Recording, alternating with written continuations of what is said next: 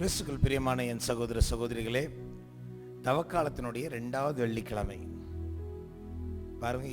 ஏறக்குறைய 10 நாட்கள் ஓடி போச்சு. தவக்காலம் ஆரம்பிச்சு. உங்களுக்கு ஞாபகம் இருக்கா? போன வெள்ளிக்கிழமை இதே திவ்ய நற்கருணை ஆராதனையில் யோவான் எழுதிய முதல் திருமுகம், அதில் 2வது அதிகாரம் 16வது வசனத்தை தியானிச்சோம். உலகு சார்ந்தவையான உடலாசை, இச்சை நிறைந்த பார்வை, செல்வ செருக்கு, இதெல்லாம் தந்தையிடமிருந்து வருவன அல்ல, இது உலகத்திலிருந்தே வருகிறது அப்படின்னு ஆண்டவர் நமக்கு வலியுறுத்தினார். ஆண்டவர் இயேசு கிறிஸ்து நமக்காக ஜெபிச்ச ஜெபத்தையும் நம்ம தியானித்தோம். ஞாபகம் ஆண்டவர் இயேசு என்ன சொன்னார்?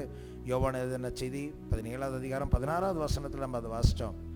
நான் இந்த உலகத்தை சார்ந்தவனாக இல்லாதது போல என்னுடைய சீடர்களும், ஆண்டவரே இந்த உலகத்தை சார்ந்தவர்கள் அல்ல, அவர்களை இந்த உலகத்திலிருந்து காப்பாற்றுங்க. எப்படி? உங்கள் வார்த்தையினால என் பிள்ளைகளை பரிசுத்தமாக்குங்கன்னு ஆண்டவர் ஜெபிச்சதை நம்ம தியானித்தோம்.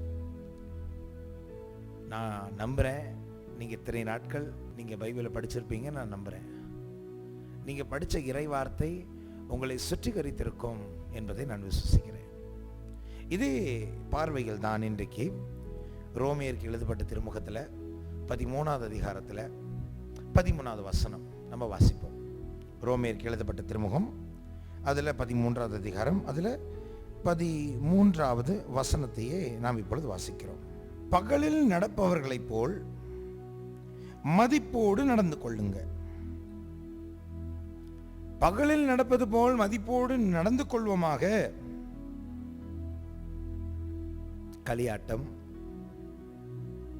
குடிவெறி, கூடா ஒழுக்கம், காமவெறி, சண்டை சச்சரவு ஆகியவற்றை தவிர்ப்போமாக. தீய இச்சைகளை தூண்டும் ஊன் இயல்பின் நாட்டங்களுக்கு இடம் கொடுக்க வேண்டாம். இயேசு கிறிஸ்துவை அணிந்து கொள்ளுங்கள். தப்பான இந்த இச்சைகளை முற்ற இந்த உடல் ஆசை, நம்மளுடைய உடலினுடைய இயல்பு, அதுக்கு இடம் கொடுக்காம இயேசு கிறிஸ்துவை அணிந்து கொள்ளுங்கள் அப்படின்னு வசனம் சொல்லுது. பவுல் இப்படிதான் எழுதுறார். பிரியமான என் சகோதர சகோதரிகளை, ஒரு விஷயத்தை நம்ம நல்லா புரிஞ்சுக்கணும். இந்த உலகத்துல இந்த ஊனியல்பு சார்ந்த விஷயங்கள்லாம் அப்படியே பின்னி பிணைஞ்சு கிடக்கு. நீங்க வேணா பாருங்களேன், சினிமா எதை வச்சு சம்பாதிக்கிறான்? நம்மளுடைய உடல் இச்சைகளை வச்சுதான். அதுதான் உனக்கு மூலதனம். அதைத்தான் அவன் அப்படி இப்படி பண்ணி நம்மளுடைய இச்சையை தூண்டி சம்பாதிக்கிறான். நீங்கள் இந்த அட்வர்டைஸ்மெண்ட்னு சொல்கிறாங்கல்ல, நீங்கள் நல்லா கவனித்து பாருங்களேன். டிவியில் பார்க்குற அட்வர்டைஸ்மெண்ட் எல்லாமே பார்த்தீங்கன்னா இந்த 3 விஷயங்கள்: உலகு சார்ந்தவையான இந்த இச்சையின் பார்வை, மாம்ச ஆசை, அது அந்த ப்ரைட் ஆஃப் லைஃப், இந்த உலகத்தின் மீது இருக்கிற அந்த ஆணவம், அந்த பெருமை, இதை தூண்டுற மாதிரி தான் என்ன பண்ணுவான்? இந்த அட்வர்டைஸ்மெண்ட்லாம் கிரியேட் பண்ணுவோம். ஏன்னா அதுதான் நமக்கு ரொம்ப, நம்ம உடலுக்கு அது ரொம்ப ஆசைக்கூடியதாக இருக்குது. ரொம்ப ஈஸியாக நம்ம அதில் போய் மாட்டிக்கிடுவோம். அப்போ அதில் மாட்டாமல் இருக்கணும்னா என்ன பண்ணணுமா? பவுலடிகர் எழுதுறாரு, கிறிஸ்துவை நீங்கள் ஆடையாய் அணிந்து கொள்ளுங்கள். எப்படிங்க இந்த கிறிஸ்துவ ஆடை அணிஞ்சுக்கிறது? எப்படி கிறிஸ்துவ ஆடை அணிஞ்சுக்கிறது? இதைத்தான் யோவான் எழுதிய நற்செய்தி 6வது அதிகாரம் 63வது வசனத்தில் வாசிக்கிறோம். யோவான் எழுதிய நற்செய்தி 6வது அதிகாரம் 63வது வசனம் என்ன இருக்கு தெரியுமாங்க? வாழ்வு தருவது தூய ஆவியே, ஊனுடல் ஒன்றுக்கும் உதவாது. வாழ்வு தருவது தூய ஆவியே, ஊனுடல் ஒன்றுக்கும் உதவாது. நான் கூறிய வார்த்தைகள் வாழ்வு தரும் ஆவியை கொடுக்கின்றன. அப்ப ஆண்டவர் ரொம்ப தெளிவுபடுத்துறாரு. இந்த பாடி, இந்த உடலை மட்டுமே நம்ம நம்பிக்கிட்டு, இந்த உடலை நம்ம எப்படியாவது கட்டுப்படுத்திடலாம், நம்ம இதை வந்து எக்ஸசைஸ் பண்ணி கட்டுப்படுத்திக்கலாம், யோகா பண்ணி கட்டுப்படுத்திக்கலாம், சான்ஸே கிடையாது. நீங்கள் என்ன வேணால் பண்ணிக்கோங்க, எவ்வளோ வேணால் பல்ட்டி அடிச்சுக்கோங்க, குட்டிக்கரணை போட்டுக்கோங்க, இங்கேருந்து எங்கேயாவது நடப்பையன் நம்பிக்கோங்க, முட்டி போட்டே நடந்துக்கோங்க, வேலை கீழே குத்திக்கோங்க, தீ மேலே வேணும் நடந்துக்கோங்க, இந்த உடம்பை மட்டும் கண்ட்ரோல் பண்ணவே முடியாது. இந்த உடலை கண்ட்ரோல் பண்ணணும்னா ஆண்டவர் இயேசு கிறிஸ்து சொன்ன மாதிரி வாழ்வதற்கு ஆவியானவர் தான் கண்ட்ரோல் பண்ணணும்.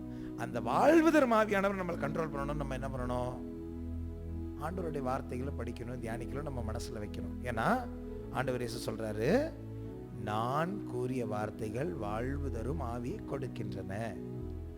அப்போ எந்த அளவுக்கு பைபிளை வாசிக்கிறோமோ, எந்த அளவுக்கு பைபிளை ரீட்டைன் பண்ணுறோமோ, எந்த அளவுக்கு பைபிளை மனப்பாடம் பண்ணுறோமோ, அந்த அளவுக்கு ஆவியானவருடைய வல்லமை நமக்குள்ளே செயல்படும்.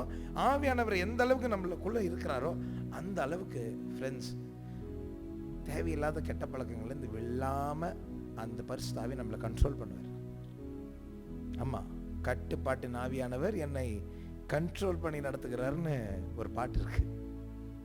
நம்மளை கண்ட்ரோல் பண்ணி நடத்தணும்னா நம்மளால கண்ட்ரோல் பண்ண முடியாது, ஆவியானவர் தான் கண்ட்ரோல் பண்ணணும்.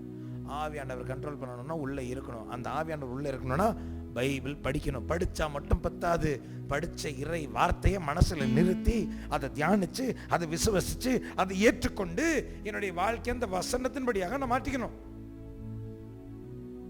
அதுக்கு தான் திருப்பி திருப்பி ஞாபகப்படுத்துகிறோம், பைபிள் வாசிங்க. தவக்காலத்தில் நிறைய தவ வழக்கங்கள்லாம் நமக்கு வந்திருக்குது, இல்லைன்னு சொல்கிறதுக்கு இல்லை, அதெல்லாம் செய்யுங்க. ஆனால் நீங்கள் ஆண்டவருடைய வசனத்தை வாசித்து அந்த பைபிளை வாசித்து பைபிளில் இருக்க வார்த்தைக்கு படி நீங்கள் வாழ்க்கையை மாற்றிக்கலன்னு வச்சுக்கோங்க, நம்ம பண்ணுற எல்லா சிலுவை பாதைகளும் வேஸ்ட்டு தான். ஜெபமாலை வேஸ்ட்டு தான், திருப்பயணங்கள் வேஸ்ட்டு தான். ஆண்டவருடைய வார்த்தை இல்லாதனால தான் சில சமயங்களில் பாருங்களேன், இந்த தவக்கால திருப்பயணம் போவாங்க, அந்த தவக்கால திருப்பயணமே சில சமயங்கள் டூராக மாறிடுது, அது ஒரு பிக்னிக்காக மாறிடுது. ஏன்? ஆண்டவருடைய வார்த்தையை அதில் மையப்படுத்தலை.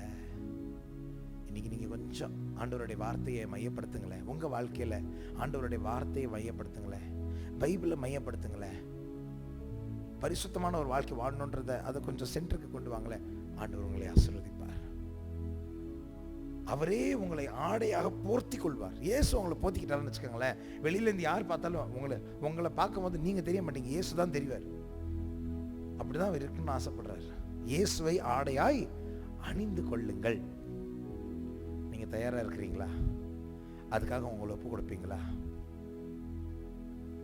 கைகளை உயர்த்தி என்னோடு இந்த ஜெபத்தை சொல்வீங்களா?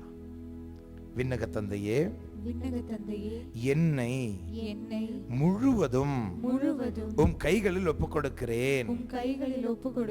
இனி ஒரு பாவ வாழ்க்கையை வாழாமல் என் ஊன் உடலின் இச்சைகளுக்கு என்னை விட்டு விடாமல் என்னை கண்ட்ரோல் செய்ய தூய ஆவியாருக்கு இடம் கொடுக்க என்னையும் என் குடும்பத்தாரையும் என்னை சார்ந்த ஒவ்வொருவரையும் உமது இறை வார்த்தைக்கு அர்ப்பணிக்கிறேன். ஒவ்வொரு நாளும் விவிலியத்தை வாசித்து அதில் உள்ள வசனங்களை மனப்பாடம் செய்து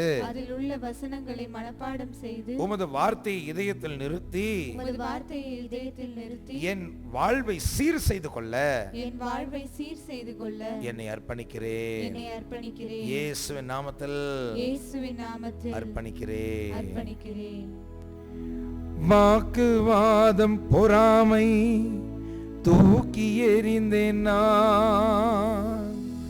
வாக்குவாதம் பொறாமை தூக்கி எறிந்தேன் நான். ஆண்டவர் இயேசுவை ஆடையாய் அணிந்து கொண்டேன் நான். என் ஆண்டவர் இயேசுவை ஆடையாய் அணிந்து கொண்டேன் நான். சேர்ந்து அர்ப்பணித்தேன் நான், அர்ப்பணித்தேன், அர்ப்பணித்தேன் நான், அர்ப்பணித்தேன். என் ஆவி ஆன்ம சரீரம் அர்ப்பணித்தேன்.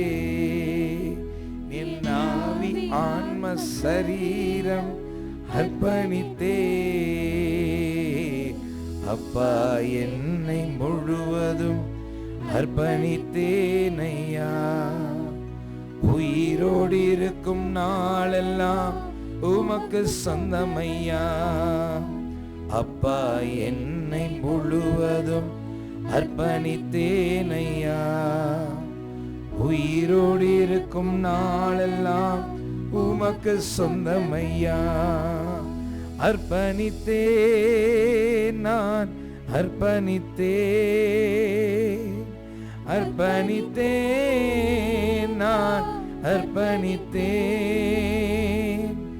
ஆவி ஆன்ம சரீரம் அர்ப்பணித்தேன்.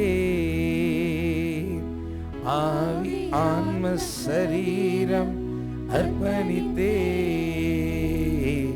அப்பா, என்னை முழுவதும் அர்ப்பணித்தேன் ஐயா.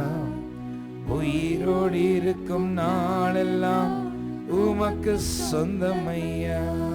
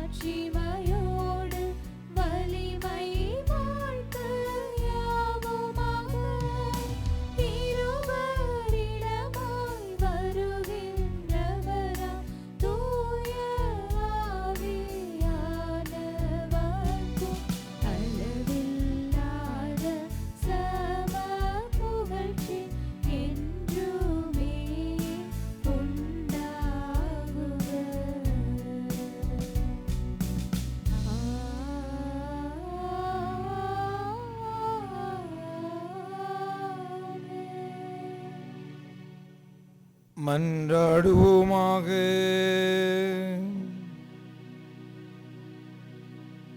இறைவா, இந்த வியப்புக்குரிய அருள் அடையாளத்திலே உம்முடைய திருப்பாடுகளின் நினைவை எங்களுக்கு விட்டு சென்றிருக்கின்றீரே. உமது திருவுடல் திரு ரத்தம் இவற்றின் மறை உண்மைகளை வணங்குகின்ற நாங்கள் உம்மீட்பின் பயனை இடைவிடாமல் துய்த்துணர்ந்து மகிழ அருள் புரியும்.